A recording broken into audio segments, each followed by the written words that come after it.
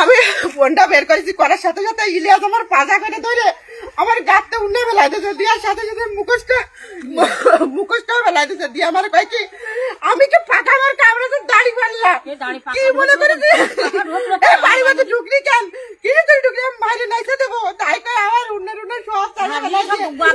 আপনারা দেখেছেন খুলনা এক আসনে আমাদের মা বোনদের কাছে যখন ভোট চাওয়ার জন্য গেছিল ইসলামী আন্দোলন বাংলাদেশ হাত পাকা প্রতীকের পক্ষে, সেখানে দাঁড়িপাল্লা নাম দিয়ে ওদের লোকেরা সেখানে প্রার্থী হলো কৃষ্ণ নন্দী। সেই হিন্দু কৃষ্ণ নন্দীর পক্ষে সেখানে দাঁড়িপাল্লা মার্কায় আমাদের মেয়েদের উপরে, আমাদের বোনদের উপরে, আমার মাদের উপরে যেভাবে ওরা অশ্লীল আচরণ করেছে, এমনকি আমাদের মেয়েদের বোরখা পর্যন্ত ছিঁড়ে ফেলছে, ওড়না ছুটাইয়ে ফেলছে। এ কোন আচরণ? এই আচরণ আমরা কঠিনভাবে ধিক্কার সহকারে আমরা প্রশাসনকে বলবো, আমাদের অন্তর্বর্তীকালীন সরকারকে বলবো, নির্বাচন কমিশনকে বলবো, যদি এর প্রতিকার করা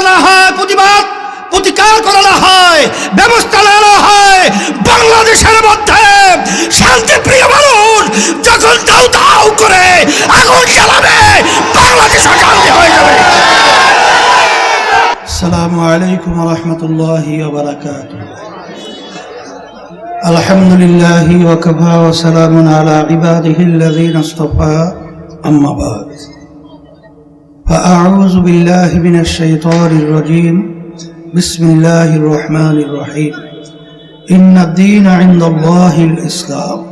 صدق الله العلي العظيم. সবাই দুরূদ শরীফ পড়ি। আল্লাহুম্মা সাল্লি আলা সাইয়্যিদিনা নাবিয়িনা শাফিঈনা ওয়া হাবিবিনা ওয়া মাওলানা মুহাম্মদ সাল্লাল্লাহু আলাইহি ওয়া আলা আলিহি ওয়া আসহাবিহি ওয়া বারাকা ওয়াসাল্লাম। আজকে নির্বাচনী জনসভায় আমরা উপস্থিত হতে পেরেছি, শুকরিয়া তখন বলি আলহামদুলিল্লাহ। 2026 এই ফেব্রুয়ারিতেই 12ই ফেব্রুয়ারি জাতীয় নির্বাচন হবে। ভোট দেব, ভোট একটা পবিত্র আমানত। পবিত্র আমানত রাখতে হবে পবিত্র জায়গায়। যত নীতি আদর্শ রয়েছে এর ভিতরে সবচেয়ে উত্তম পবিত্র নীতি আদর্শের নাম হলো ইসলাম। আল্লাহ রাব্বুল আলামিন আমাদেরকে সৃষ্টি করেছেন। আল্লাহ রাব্বুল আলামিন বলেছেন আমার কাছে একমাত্র গ্রহণযোগ্য নীতি আদর্শের নাম হলো ইসলাম। আর বাংলাদেশের মধ্যে যত নির্বাচনে প্রার্থী আসছে, যত দল আসছে, একটাই দল, ইসলামী আন্দোলন বাংলাদেশ হাত পাখা প্রতীক নিয়ে ইসলামের পক্ষে ভোট চাওয়ার জন্য আসছে। এই জন্য আমি সকলকে উদাত্ত আহ্বান জানাবো, আমার ভাইদেরকে, আমার মা বোনদেরকে, আপনাদের পবিত্র আমানত আপনারা পবিত্র জায়গায় ইসলামের পক্ষের বাক্স হাত পাকা প্রতীকে রাখবেন। এরপরে আমি অন্যান্য আলোচনা বেশি লম্বা না করে আমি সংক্ষেপ বলবো এই, আল্লাহ রাব্বুল আলামিন বলেছেন যে জাতি নিজেদের ভাগ্যের পরিবর্তন তারা না ঘটায়, ওই জাতির ভাগ্যের পরিবর্তন আমরা ঘটাই না, আমি ঘটাই না। কে বলছেন? তাই 54 বছর আমাদের দেশ যারা পরিচালনা করেছে, এরা আবার পুরান নতুন এসে নতুনভাবে আমাদেরকে যা চাওয়া পাওয়া আশা আকাঙ্ক্ষা এরা বাস্তবায়ন করবে, এটা একটা অযৌক্তিক কথা। এই জন্য পরিবর্তন আমাদেরকে করতে হবে। সাথে সাথে আমি বিশেষ করে জামাতের লোকদেরকে বলবো, আপনারা ক্ষমতায় যেতে পারেন নাই, ক্ষমতায় যাওয়ার জন্য রঙিন স্বপ্ন দেখছেন, কিন্তু ক্ষমতায় যাওয়ার আগেই আপনাদের যে আচরণগুলো অত্যন্ত প্রশ্নবিদ্ধ, অত্যন্ত দুঃখজনক, আমরা ধিক্কার জানাই। কিছুদিন আগে আপনারা দেখেছেন আমাদের ভোলায় 4 আসন আমাদের প্রার্থীর বড় মেয়ের উপরে যে ধরনের আচরণ এবং তার গা পর্যন্ত ধাক্কা দিয়ে ফেলাইয়া দেওয়া, এই যে আচরণগুলো করা, এটা কোনো মানুষের কাজ? যারা ইসলাম নাম দিয়ে এই ধরনের আচরণ করে ওটা ইসলামী দল হতে পারে না। আপনারা দেখেছেন আমাদের গর্ব বাংলাদেশের সেনাবাহিনী, সেখানে ঢাকা কত আসন? তারেক রহমানের 17 আসন। সেই 17 আসনের জামাতের প্রার্থী সেনাবাহিনী সম্পর্কে যে কুরুচিপূর্ণ যে বক্তব্য, যে আলোচনা করছেন, আজকে সেটা ফেসবুকে মিডিয়ায় ভাইরাল হয়ে গেছে। কি বলেছেন? কত বড় ঘৃণিত আমাদের সম্মানিত সেনাবাহিনীরা নাকি, অর্থাৎ তারেক রহমান এবং বিএনপির জন্য নাকি জিব্বা দিয়া পা চাইটা বিএনপির জন্য, মানে বিএনপির জন্য রাস্তা পরিষ্কার করে। এটা কোনো কথা? আমরা এই কথার ধিক্কার জানাই, আমরা ঘৃণা সহকারে প্রত্যাখ্যান করছি।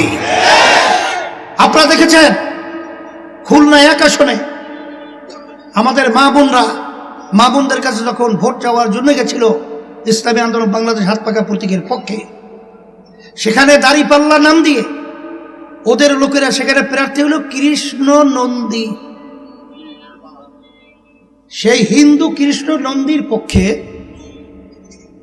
সেখানে দাঁড়িপাল্লা মার্কায় আমাদের মেয়েদের উপরে, আমাদের বোনদের উপরে, আমার মাদের উপরে যেভাবে ওরা অশ্লীল আচরণ করেছে, এমনকি আমাদের মেয়েদের বোরখা পর্যন্ত ছিঁড়ে ফেলছে, ওড়না ছুটাই ফেলছে। এ কোন আচরণ? এই আচরণ আমরা কঠিনভাবে ধিক্কার সহকারে আমরা প্রশাসনকে বলবো, আমাদের অন্তর্বর্তীকালীন সরকারকে বলবো, নির্বাচন কমিশনকে বলবো, যদি এর প্রতিকার করা না হয়, ব্যবস্থা নেওয়া হয়, বাংলাদেশের মধ্যে শান্তিপ্রিয় মানুষ যখন দাউ দাউ করে আগুন জ্বালাবে, বাংলাদেশ অশান্তি হয়ে যাবে। এই জন্য আমি পরিষ্কারভাবে বলছি, ক্ষমতায় যেতে পারে নাই, এখনই দেখি গোপনে তারা আমেরিকার সাথে বৈঠক করে। ক্ষমতায় যেতে পারে নাই, এখনই গোপনে ভারতের সাথে বৈঠক করে। বৈঠক হবে এটা স্বাভাবিক, গোপন কেন? সেখানে খ্রিস্টানদের সাথে বৈঠক করার পরে বলেছে তারা শরিয়া আইন দেশ চালাবে না। শরিয়া বলতে আপনারা কি বোঝেন? আমরা নামাজ পড়ি, এটা শরিয়া। আমরা রোজা রাখি, এটা শরিয়া। আমরা ঈদের নামাজ পড়ি, এটা শরিয়া। আমরা হজ করি, এটা শরিয়া। তাই শরিয়া অনুযায়ী আপনারা রাষ্ট্র চালাবেন না, নামাজ বন্ধ করে দিবেন? তাহলে ইসলাম নামটা লাগালেন কেন? ওটাকে সরাইয়া ফেলেন। তবে ভালো করে জেনে রাখেন, ইনসাফের রাষ্ট্র প্রতিষ্ঠিত করবেন। কোন ইনসাফ? আমাদের বাংলাদেশের মানুষ সেই আমেরিকার ইনসাফ দেখতে চায় না, ভারতের ইনসাফ দেখতে চায় না। আমরা ইনসাফ দেখতে চাই, ইসলামের ইনসাফ, মদিনার ইনসাফ। এই জন্য আমি সকল ক্ষুধার্ত আহ্বান জানাচ্ছি, আমার বড় ভাই, আমার শ্রদ্ধেয় বড় ভাই, আমার বড় মুসাদ্দিক বিলাল মাদানী, এখানে আমার দাদা, আমার বাপ সহ এখানে তাদের আন্তরিকতা সম্পন্ন ঘরে ঘরে আমার ভাইরা মা বোনরা রয়েছেন। আমি সকলকে আবদার সহকারে জানাচ্ছি, আসেন ঢাকা চাইরে আমার বড় ভাই মুসাদ্দিক বিলাল মাদানীকে আপনারা ইসলামের পক্ষে, ন্যায়ের পক্ষে আপনারা হাত পাখা প্রতীকে ভোট দিয়ে যদি জয়যুক্ত করতে পারেন, আমি আপনাদেরকে দ্ব্যর্থহীন কণ্ঠে বলতে পারি, আল্লাহর রহমতে আপনাদের মুখে হাসি ফুটবে ইনশাআল্লাহ। এখন সময় তো বেশি নাই, মাত্র কয়েকদিন। এখন কিন্তু রুটিনকে ভেঙে দিন নাই রাত্র নাই, আমরা আমার ভাইদের কাছে, মা বোনদের কাছে আমরা যাব, ইসলামের পক্ষে হাত পাকা প্রতীকের পক্ষে আমরা ভোট চেয়ে মুসাদ্দিক বিলাল মাদানী সহ সারা বাংলাদেশের হাত পাকা প্রতীকের প্রার্থীকে আমরা বিজয় করব। এই জন্য চেষ্টা কে করবো? হাত উঠে দেখাই। আল্লাহ আপনি দেখেন, আল্লাহ আপনি কবুল করে নেন, আল্লাহ আপনি বিজয় দান করেন। আল্লাহুম্মা আমিন। আমি হাত পাকা প্রতীক আমার ভাইয়ের হাতে উঠিয়ে দিয়ে আপনাদের সামনে আমানত হিসাবে রেখে গেলাম। আল্লাহ কবুল করে নেয়।